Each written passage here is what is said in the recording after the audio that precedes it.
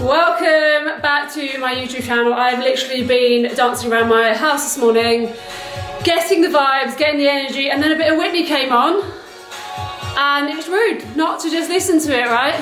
Anyway, I'm here, and I'm here today. Let me just turn this down. And let's turn it off actually, because otherwise I'll end up singing. You do not want that. So basically today, I'm answering your questions, and we're gonna have a coffee together. So if you go into your kitchen right now, get a drink, let's have a coffee. This is basically what it would be like to have a coffee together. So I'm going to be answering questions that I was asked on via Instagram, and it could be quite possibly the most honest I've ever been online. There are some wild questions, but obviously I can't answer them all because we'll be here forever, and I'm pretty sure some of them can be saved for another time, so I'm going to get them up. And I'm going to try and pick the most risky ones, or the ones that I feel the most uncomfortable answering, because this is an opportunity for you basically to get to know me, if I can learn to speak this morning. And I'm quite excited about it. It's quite invigorating, and I think sometimes this is where it's so important in all different ways to push yourself out of comfort and get comfortable with feeling uncomfortable in all different scenarios, whether it be fitness, a business, conversation, because let's face it, communication and connection with people is the most powerful thing, and us as humans, we need that connection. And we need that connection as much as we need to breathe. So if you are sitting here thinking, oh, actually I do find it hard to communicate, or I do find it hard to connect with people, work on it, because it will change your life. Get to know yourself better. And what I've always said is the power of being single and dating yourself and learning yourself and who you are is one of the most powerful things you can do, because how do you expect to find the right person, or the person that's most compatible for you, if you don't know who you are, your values, and what you want? So that's what happens when I have coffee. Literally motor mouth and just keep going. So we're going to go into those questions. I'm just going to get them up. So while I get them up, make sure you've got your coffee. Okay, I'm quite nervous. Actually, this is not even the right folder. Okay, let's go to the beginning, obviously, because that's where it's the best place to start. Okay, so the first question is, what's the hardest thing about having CF to me? Now, CF at the moment is obviously very different for me than it would have been, say, 5 or 10 years ago. Obviously because of the new drug Kaftrio, which I'm going to be talking about in another video next week.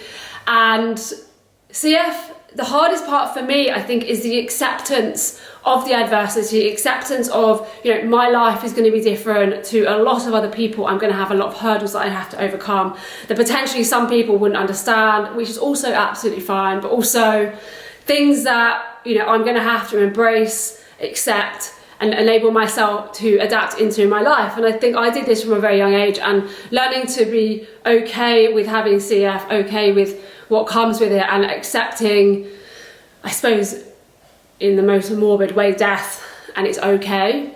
Which is why I'm a firm believer, no matter if you've got adversity, that you should be living your life to the fullest. You should be living every single day. We only die once, yet we usually live the other way around. So for me, I guess it was firstly the acceptance, and secondly, knowing that people won't understand, because if they haven't had the experiences with CF, you can't meet people with CF due to cross-infection. So, you know, I felt pretty alone in this situation. Although friends and family tried to support me, it's not quite the same because they're not going through it. And do you know what though? Even today, through everything I've been through, I would not change it. It has made me the person I am. I am grateful for the mindset it's given me, the strength, the drive, and the want to just live a very full life and have stories to tell. And I'm pretty sure that without it, I wouldn't be that person. So if you are facing anything or any adversity, try and change your perception and work with it, and just see where you end up. Okay, so another one is, what is your ideal date? So for me, take me on an adventure.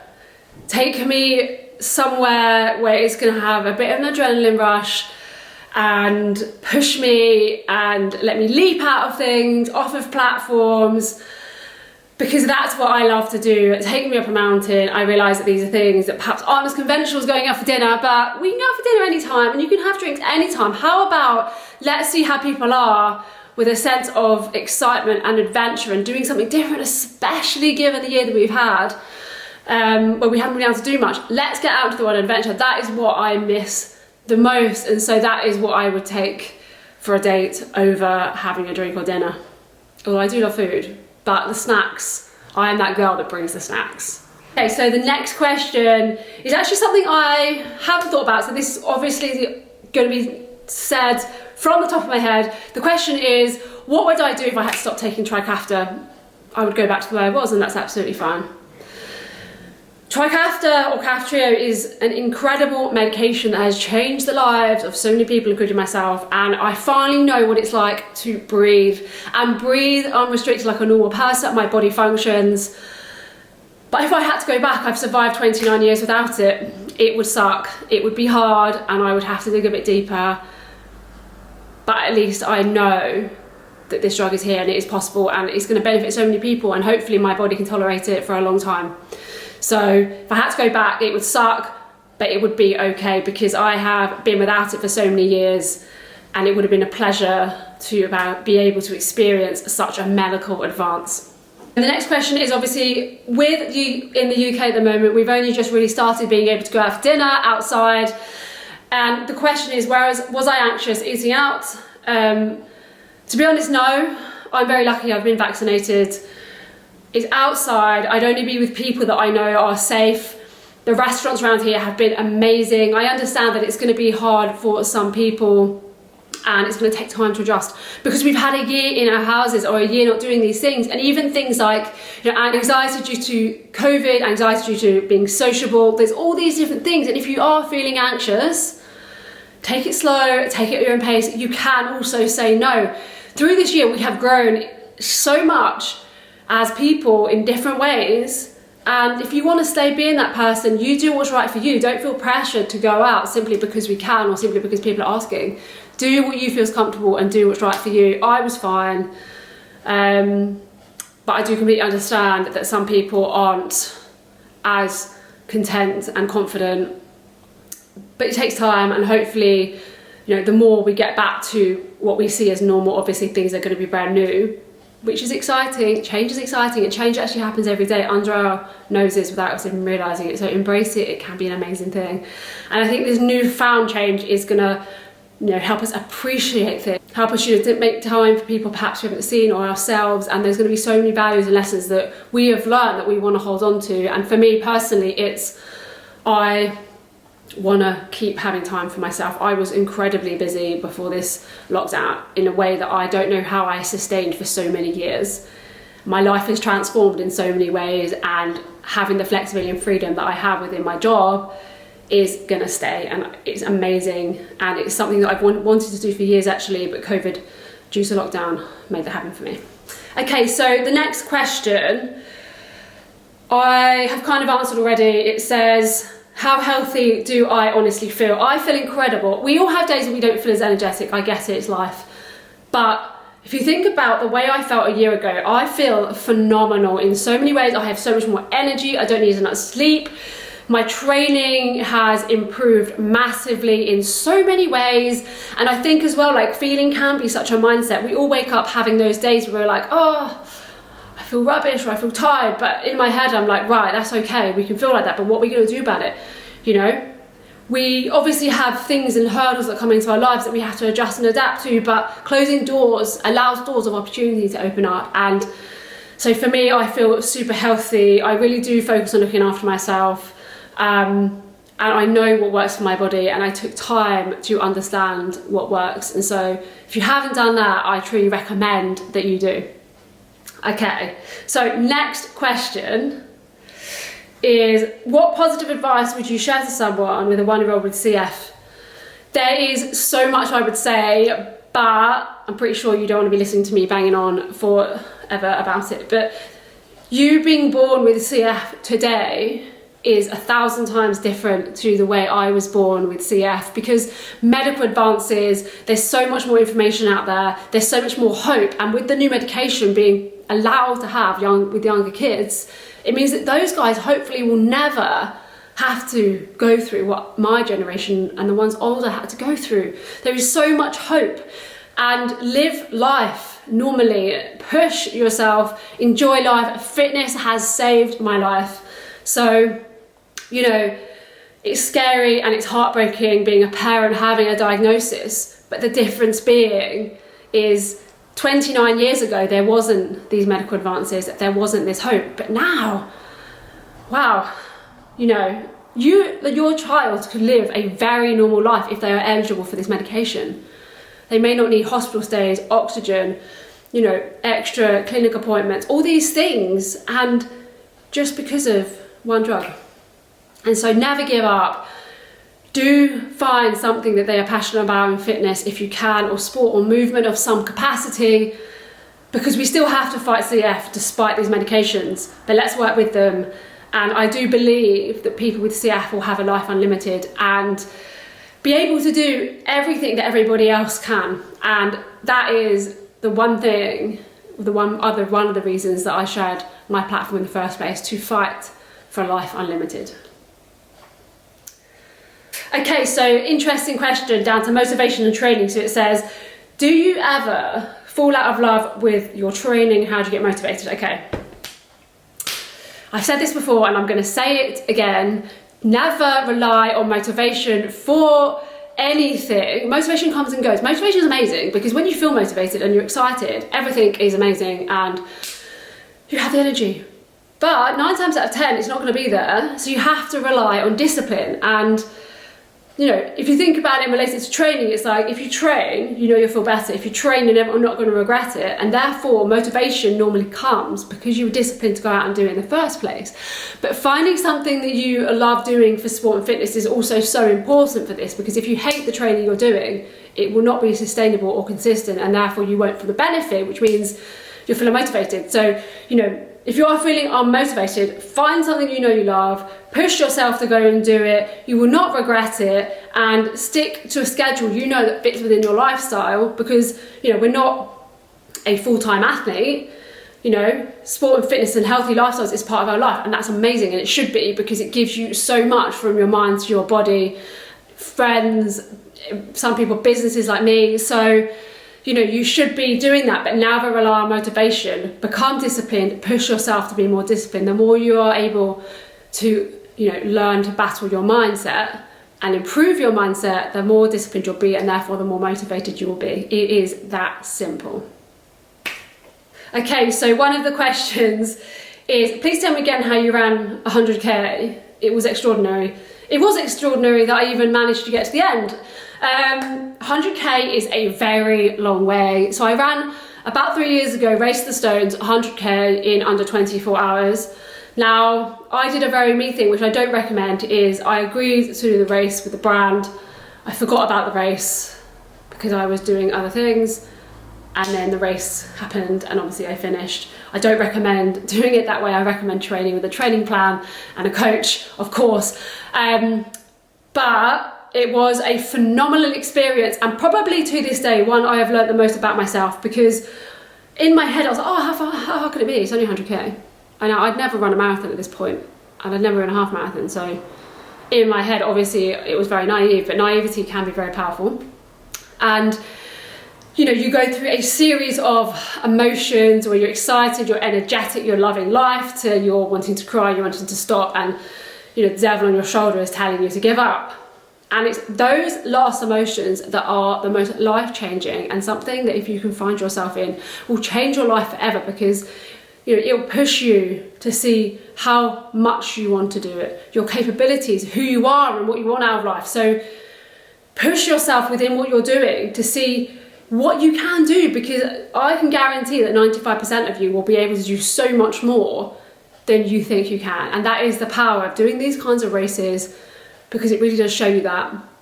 And I'll probably end up doing another one at some point, but it was phenomenal. But I think I was probably the only one silly enough to forget my waterproof when it was going to be thunder and lightning. So it was an emotional race, a race that I'll never forget, but it was phenomenal, beautiful location, and it was the spark that you get when you've been moving through the night and the sun comes up and you know you're near the end. It is the most phenomenal thing.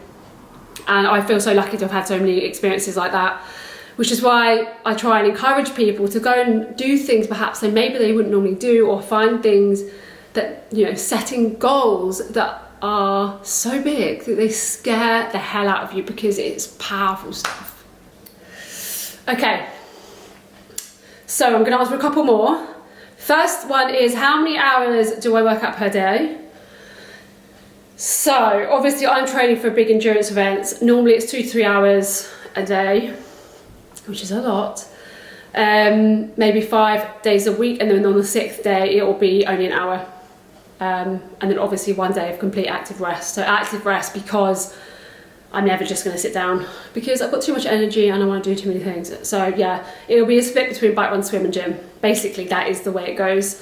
But obviously I have a coach that programs my training so that I don't burn out, I don't overdo it, and everything is tailored specifically from hard key sessions to recovery sessions, and we need them all for progression. So I have had a fair few questions about my hair. Now, firstly, I think I'm quite lucky that I've got good hair. Secondly, I think it's down to eating well, lots of hydration. I do a hair mask every single week, especially after swimming, and I leave it in overnight. So I usually use Olaplex or Philip Kingsley, which is amazing as well. Pop it in your hair overnight, out the next day with shampoo and conditioner, and I can guarantee you it's glorious. I probably do it more often, but I only actually like washing my hair maybe once or twice a week. So it feels amazing and it's definitely worth it. And I haven't actually had my hair cut since November now. We're now in April. But I do have it scheduled for the end of May. So probably you hairdressers out there are telling me that if I have my hair cut more often, then it will grow, but I get scared. So that is basically it. And I don't really apply that much heat to it unless I curl it. And I am thinking, so if any one of you have got one, let me know, of getting a Dyson Airwrap. Because I have been tempted, but there's so much money, so I'm scared in case I'm not very good at it or something.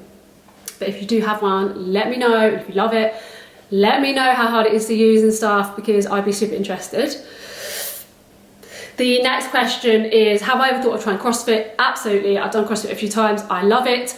Just can't really fit in proper CrossFit right now, but I've done a few CrossFit type competitions and stuff, which I absolutely love, and I do thrive off that style of training. And so I do have that kind of training in my diary, just probably not as heavy as they go, because I need to make sure that my body is recovered for the endurance stuff. But I'd highly recommend it, and don't be scared to go to a box. They are amazing people and so supportive and helpful. So I'm going to answer 3 more questions. One of them is, did you take aspirin after taking the AstraZeneca vaccine? I didn't for the second one, but I wish I had for the first. The first felt like I hit my bus, the second one I was just a bit fatigued. But I have heard that if you take aspirin it does help. The next one is, what is my skincare routine? My skincare routine is personally done by my friend Amy, Dr. Amy. She's amazing. Look her up on Instagram. Honestly, a year ago I went to her and she's transformed my skin. If you're interested, I can film this, so let me know. But if you are looking for any skin advice, she is the woman for you. I'll put her tag in the description, because I can't even recommend you enough to go to her, because I'd given up and I thought, oh, this is just me now. But actually now, after being educated and given the right products, I am so happy, and I can't believe I didn't do it sooner. So don't do what I did. Go and get your skin looked at if you are worried, or just even just wanted advice, because I mean, I'm only 30 now, so I guess I'm getting older, as I'm still really young, I realise, but I still think I'm like 20, and then realise it's my 30th birthday in July. Okay, so the last question is a relationship-based question, and it's split into 2 parts. So the first one is, am I in a relationship? That's for me to know, and maybe for you to find out eventually. I like to keep these things a little private, and I realise I said at the beginning of this is the most honest I want to be, but there are certain reasons as to why I'm keeping this to myself for now, maybe not forever, which I think you probably then know the answer. The second part of this is, do I want to get married and have children? See, this is where it becomes a bit interesting, because of course, like, you know, it would be great to get married and maybe have a family, but it's something that I especially for kids that have always said no, because I love my life the way it is. Having CF causes complication for that, because I didn't know if I'd be well enough, whereas now, obviously with Kaftrio, perhaps things are different, but so perhaps things change. And I think it's very dependent on the time, the place, the circumstance. Never say never, but right now it is not something that's in my agenda. So we will see. And also, like, I think it's one of those things where now my horizons have been opened up even more, because I could be here till I'm like 100, which is basically the plan. And, you know, there's things I want to do, which one of the questions was related to bucket lists. I want to set world records. I want to, like, do things that mental people only do. So now this medication has allowed me to kind of, even though I always would have done anyway, but this has allowed even more open my eyes and mind. We will see. We will see. I think I'm still really young, although I know people my age do panic, but I'm in no rush because I love my life and I love doing what I'm doing now. So we will see about that. But I hope you enjoyed this Q&A. There will be another one soon, but my next video is going to be all about my Kaftrio update since October, which seems a very long time ago now, but I'm so excited to share it with you because there's things that have happened to me that I didn't even know were possible. The human body and medication blows my mind. But if you enjoyed this video, please leave a comment, please subscribe, like it, share it, because that's how this channel grows and this is how I can continue to have coffee with you. But thank you so much for listening and I will see you in the next video.